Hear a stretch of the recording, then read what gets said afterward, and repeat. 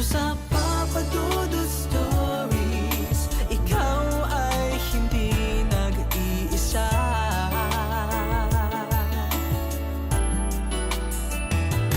Dito sa Papa Dudut Stories, may nagmamahal sa'yo. Papa Dudut Stories, Papa Dudut Stories. Dear Papa Dudut, sa lahat po ng mga nakatutok ngayon, huwag kalimutan na mag-like, mag-share at mag-subscribe. Magandang araw po sa inyong lahat. Tawagin niyo na lamang po ako sa pangalang Victor ng Antipolo City. Papa Dudut, may ikakwento ako sa inyong kababalaghan na nangyari sa akin siguro yung mga 10 years nang nakakalipas. 18 years old pa lamang ako nito pero tandang-tanda ko pa ang lahat ng nangyari sa akin. Papa Dudut, mahirap lamang ang pamilya ko. Wala kaming sariling bahay, si Papa ay nagtatrabaho bilang driver sa isang mayamang negosyante dito sa Antipolo, habang si Mama naman ay isang cashier sa SM City Masinag. Dalawa lang kaming magkapatid noon, ako at si Vincent. Nangungupahan lamang kami sa isang malit na bahay na nagkakahalagang 5,000 pesos per month. Pero para sa amin ay malaki na yon. Wala pa doon ang bayad sa ilaw, kuryente at sa araw-araw naming pagkain. Hanggang sa isang oportunidad ang dumating sa amin. Umuwi si Papa galing sa trabaho at may binalita siya sa amin na yung amo niya ay maninirahan na sa Canada kasama ang buong pamilya niya at uuwi na lamang ng Pilipinas kapag Pasko. Bagong taon at mahal na araw. Sabi ni Papa, inalok daw siya para maging tagapagbantay o caretaker ng bahay ng amo niya na isa raw sa mga pinakamalaking properties dito sa lugar namin. Ito nga ang Senga Residence o paminsan-minsan ay tinatawag na Senga Manor. Isa itong malaking property na may 1,000 square meter na lot area at ang bahay bagamat lumang tingnan ay maayos, malaki at maliwalas ang loob. Sabi ni Papa, bagamat isang malaking opportunity daw yon. Kasi doon na kami titira sa bahay ng amo niya at sagot na rin ng amo niya ang water at electric bill ay nag-aanilangan si Papa na tanggapin ang offer. Bakit ka naman mag-aanilangan, Nelson? Ayan na, oportunidad na yung dumating sa atin. Hindi na tayo magkakaproblema sa buwan ng renta sa bahay. Tapos sabi mo sila rin ang magbabayad ng kukonsumihin nating ilaw at tubig? Abay swerte na yan, Nelson. Wika ni Mama sa aking ama. Nag-aanilangan ako kasi merong kakaiba dun sa bahay ng amo ko. Sagot naman ni Papa. Ano naman ang kakaiba dun sa Senga Residence? Para ng mansyon ng bahay na yun eh. Pagpapatuloy pa ni Mama. Haunted house kasi ang Senga Residence, Myla. Kaya nag-aanilangan akong tanggapin. Pag-amin ni Papa. That time ay nakikinig ako sa usapan nila at kinikilabutan ako sa sinabing yun ni Papa. Ayaw kong tumira sa isang haunted house. Kasi ako yung tipo ng lalaking matatakutin. Ano ngayon kung haunted house? Hindi naman tayo magagalaw ng mga multong yan at saka nagpapaniwala kayo sa mga multo. Naku naman. Nasa makabagong panahon na tayo. At saka mas matakot kayo kung dumating ang araw na hindi na tayo makabayad ng renta at mawalan tayo ng bahay na tinitirhan. Dagdag pa ni Mama. Kung sabagay tama ka, Myla. Mas kailangan natin ng pera ngayon. Lalo na't magkukulehiyo na si Victor. Ibis na ipambayad natin sa renta. Ipunin na lang natin para makapag-aral siya at makapagtapos ng engineering. Wika pa ni Papa. At yun na nga, Papa Dudut, isang linggo ang lumipat na nga kami sa bahay ng amo ni Papa. Sa gate pa lamang alam mong bahay na ng pamilyang may kaya. Nakalagay din sa gate ang salitang Senga Residence na gawa sa stainless steel. Old style house na may 2 palapag. Nung lumapit na kami, dalawa kami ni Papa ang naghakot ng mga gamit. Magagaan lang muna tapos ay naiwan ako sa house na yon para sa second batch. Nahahakuti naman nila ni Vincent. Si Mama naman kasi nasa hold house pa namin. So ako habang nag-aantay at medyo may kalayuan yung mga paghahakutan ng gamit pabalik doon sa bahay, nag-aantay lang ako sa may pang-apat na baitang ng hagdanan. Tahimik ang paligid at malamig ang pakiramdam ko sa bahay na yon. Feeling ko ay may nakatingin sa akin or may kasama ako sa loob, sa itaas kung saan ay nandoon ang mga kwarto. Hindi ko na lang pinansin. Unang gabi namin sa bahay na yon ay okay naman. Wala namang unusual o kababalaghang nangyayari. Hanggang sa nakaramdam na ng kakaiba si Vincent. So since tatlo yung kwarto sa bahay, yung isang room na malapit sa hagdanan doon siya natutulog. Ako naman sa katabing kwarto niya. Tapos sina Mama at Papa naman ay sa bandang kanan. So ayun nga, Papa Dudot, nagsimula ng magkwento si Vincent na palagi daw siyang nagigising ng alas 3 ng madaling araw sa ingay sa ibaba. Minsan daw sa labas ng bahay maingay. Tapos kapag matutulog naman siya ay bigla daw lumalamig ang kwarto niya tapos pakiramdam niya ay may kasama siya sa loob. Imbis namang matakot ay natatawa na lamang sina Mama at Papa sa kanya at madalas payuhan si Vincent na magdasal bago matulog para mawala na yung takot na nararamdaman niya. Samantala ay napapansin ko na simula noon ay lagi nang nakabukas ang ilaw ng kwarto ni Vincent.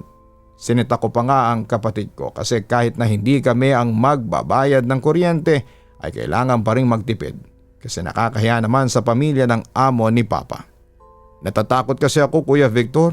Wika ni Vincent na kahit na 12 years old na ay matatakotin pa rin. Saan ka naman matatakot? Usisa ko sa kapatid ko.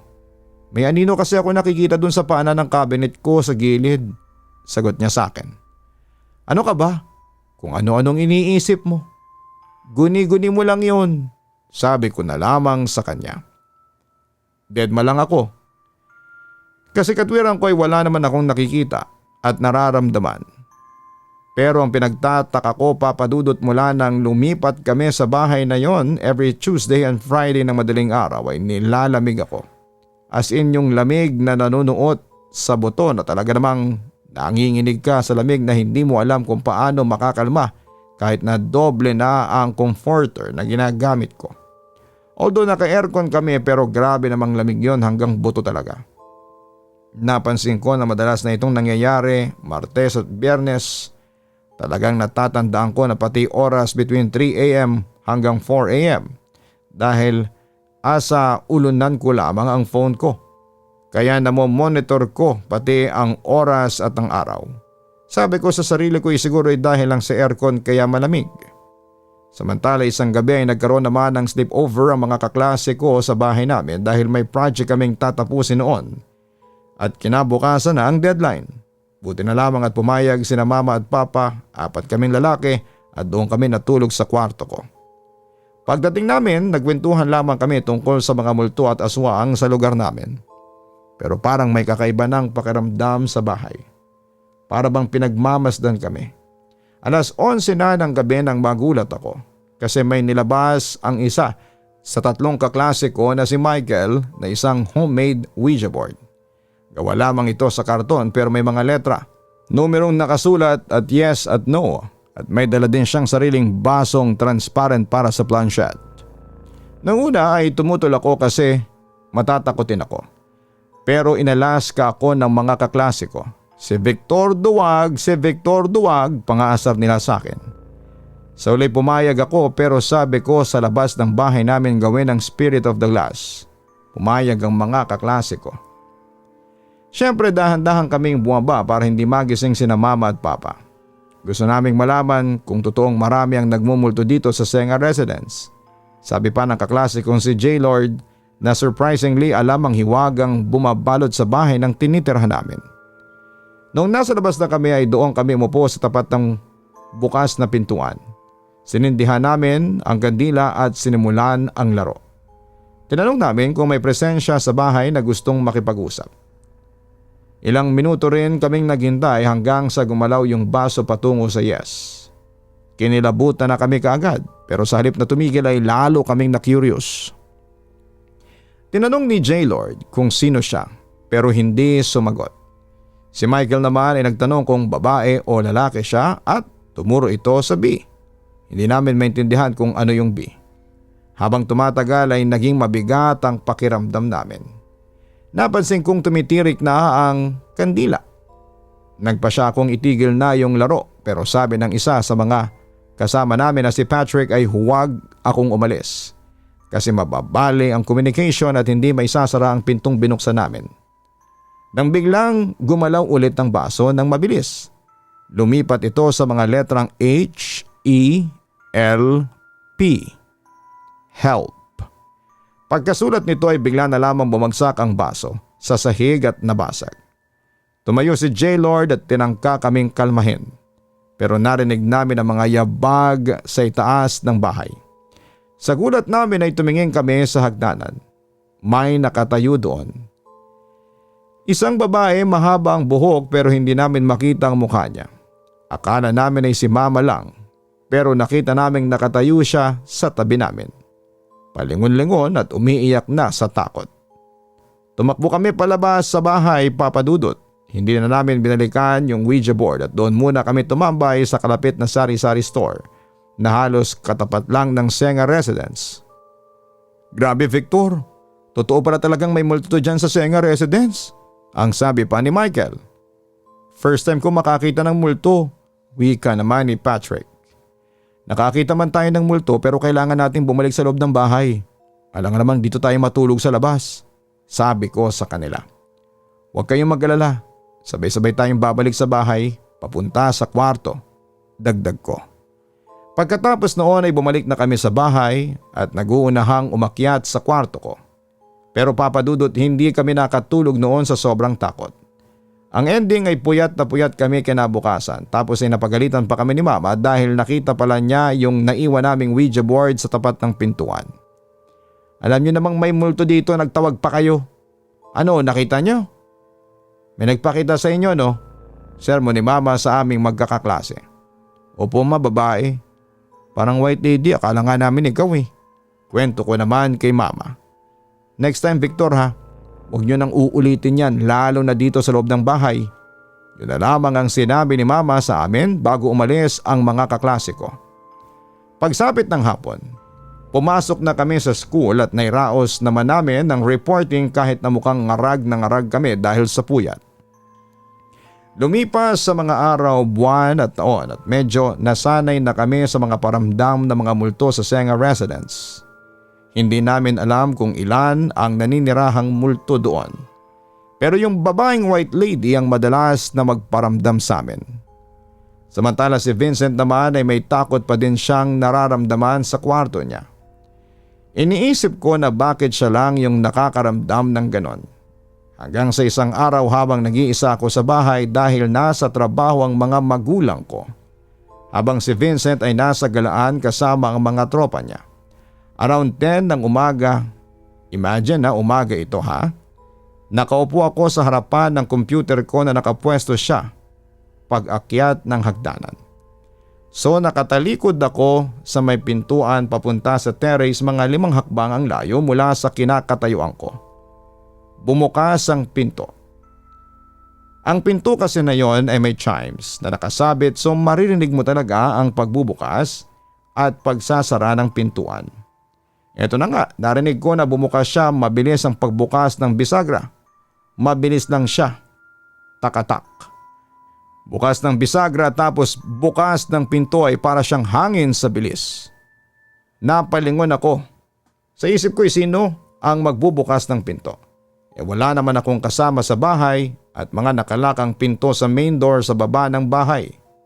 So lumapit ako sa pintuan still wondering kung paano ito nabuksan. Tiyanek ko baka may malakas na hangin sa labas or sa loob ng bahay kaya ito nabuksan. Pero imposible kasi yung panara ng pintuan is hindi siya doorknob kundi yung bisagra na pang double lock and yung pinto ay gawa siya sa makapal na kahoy. So paano nangyari? Kinalaunan na hindi ko na lamang pinansin yon at pinagwalang bahala. Hanggang sa naulit na siya ng Uulit ng ganun palagi ang nangyayari sa pintuan na yon sa itaas ng bahay. Na-monitor ko na nga yung oras, 10 or 11 ng umaga tapos ay 3 naman sa hapon. Yan yung mga oras na nagpaparamdam siya na may liwanag pa. Na-witness na rin siya ni na mama at papa at ni Vincent noong time na andun kami lahat sa bahay. At nakita nila ng dalawang mga mata nila kung paanong bumukas ang pintuan na yon.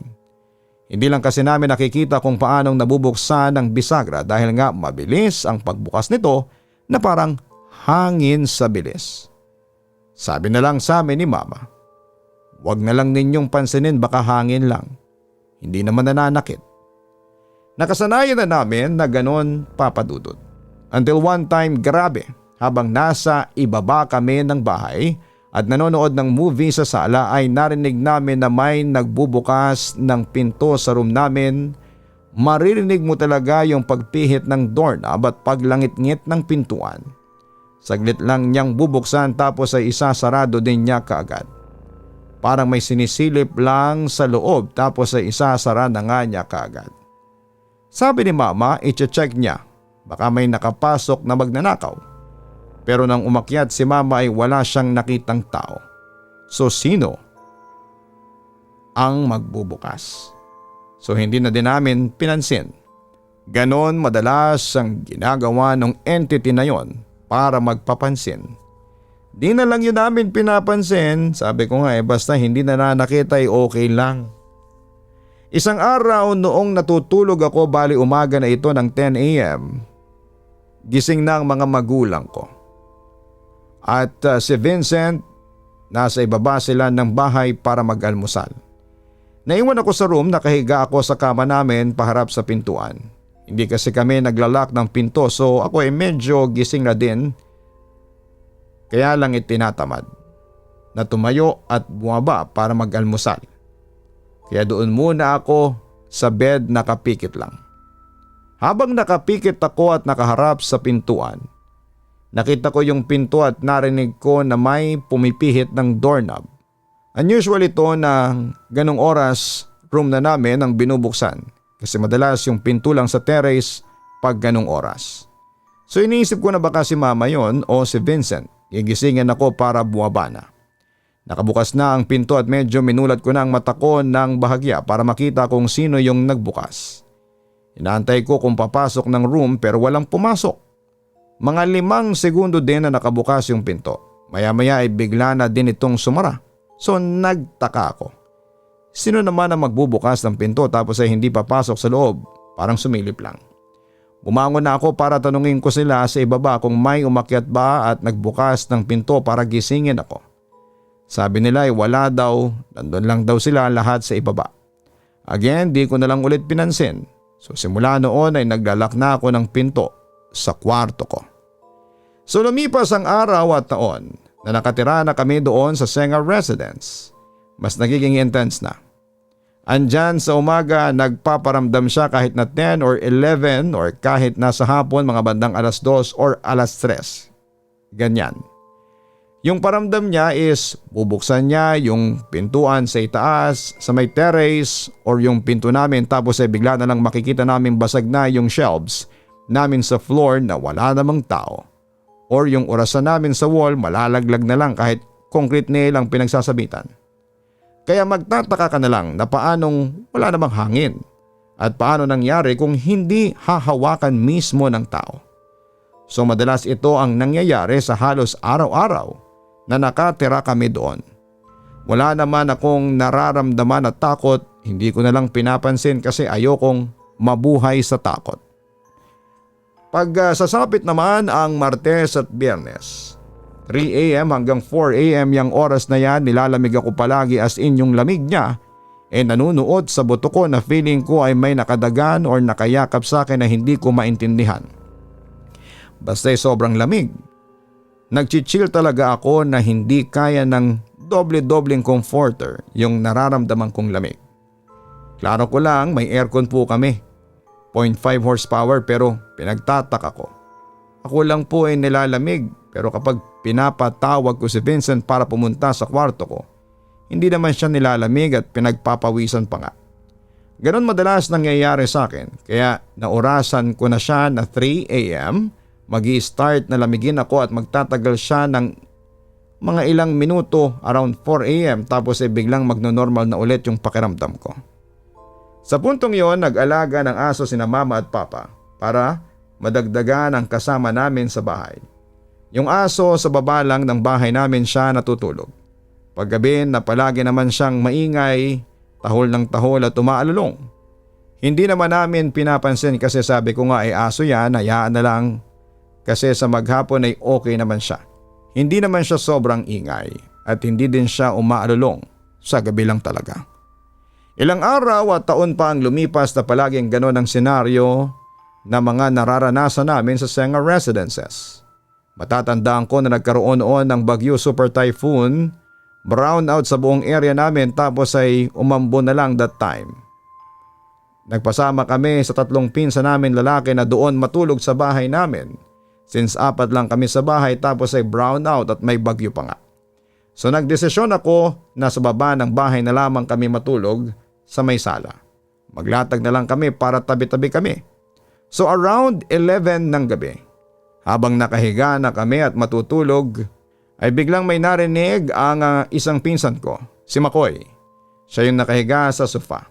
Kami ni na Lester at Norman na pinsan ko din ay sa lapag naglatag kami ng makapal na blanket.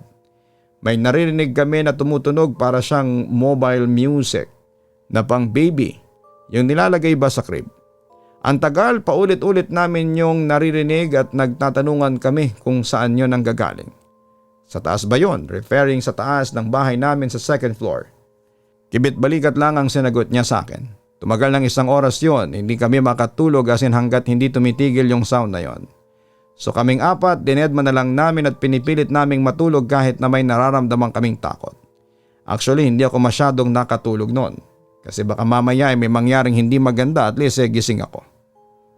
Kinaumagahan tapos na ang bagyo at kanya-kanya kami ng kwento ng na-experience namin ang gabing yon kina mama at papa. And to my surprise ay may naranasan din pala si Vincent.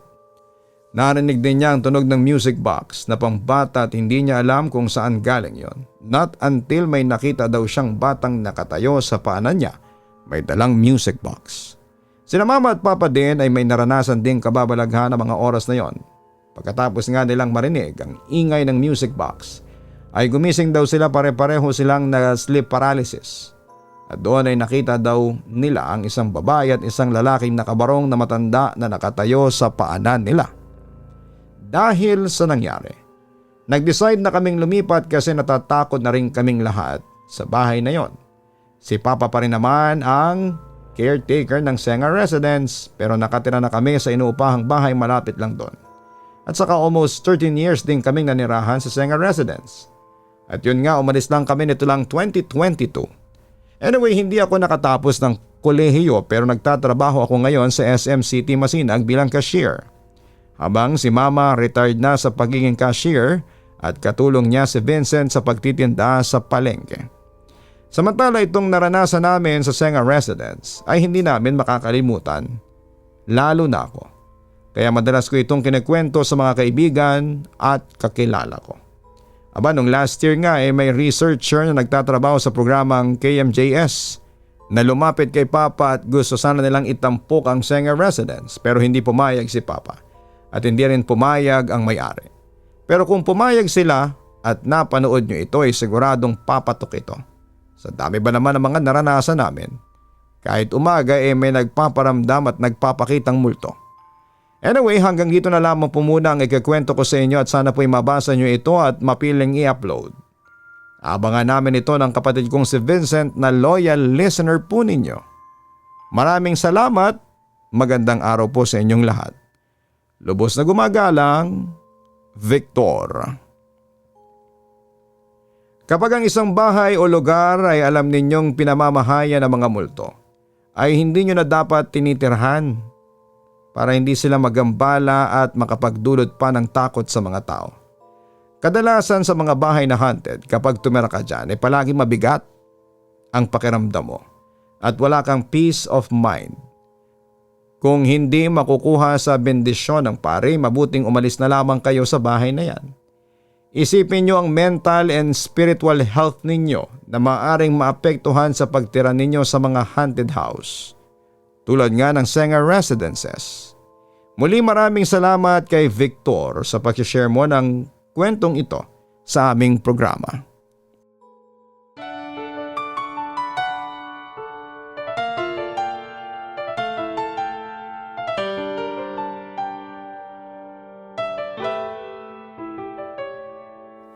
Ang buhay ay mahiwaga, laging may lungkot at saya. Sa Papa Dudut Stories, laging may karamay ka.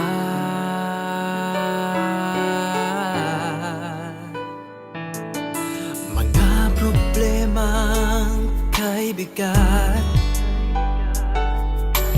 dito ay pakikinggan ka. Sa Papa Dudut Stories, kami ay iyong kasama. Dito sa Papa Dudut Stories, ikaw ay hindi nag-iisa.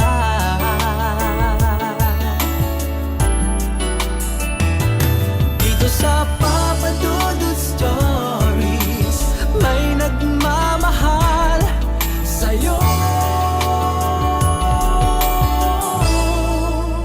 Papa Dudut Stories, Papa Dudut Stories, Papa Dudut Stories.